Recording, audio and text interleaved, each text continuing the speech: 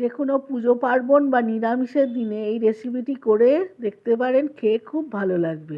এখানে পনিরগুলো নুন হলুদ মাখিয়ে রেখেছি, আলু টুকরো করে রেখেছি, আদা রাঁধুনি 3টে কাঁচা লঙ্কা আর কাজু বাদাম পেস্ট করে রেখেছি, ক্যাপসিকাম পেস্ট করে রেখেছি, কড়াইশুঁটি সেদ্ধ করে রেখেছি, নুন নিয়েছি, হলুদ নিয়েছি, চিনি অল্প নিয়েছি আর অল্প কিশমিশ নিয়েছি। কড়ায় প্রথমে রাইস ব্র্যান তেল একটু দিয়ে দিলাম, তেলটা গরম হয়ে গেছে। এবার এর মধ্যে ক্যাপসিকামের টুকরোগুলো ভাজতে দিলাম।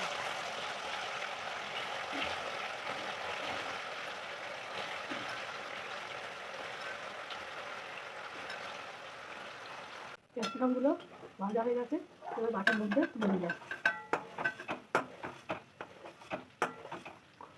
এবার আলু টুকরোগুলো ভাজতে দিলাম। আলুর টুকরোগুলো ভাজা হয়ে গেছে, এবার বাটিতে তুলে দিলাম। এবার আদা কাঁচা লঙ্কা রাঁধুনি কাজু বাদামের পেস্টটা দিয়ে দিলাম।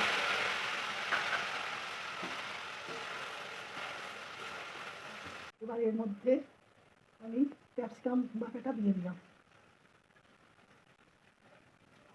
এবার এর মধ্যে নুনটা দিয়ে দিলাম,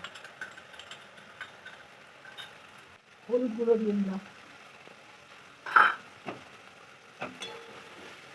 আর চিনি দিয়ে দিলাম। এর মধ্যে আলু ভাজাগুলো দিয়ে দিলাম,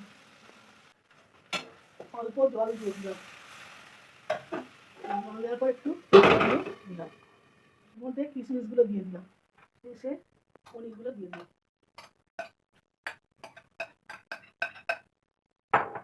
আর কড়াই সেদ্ধগুলোও দিয়ে দিলাম।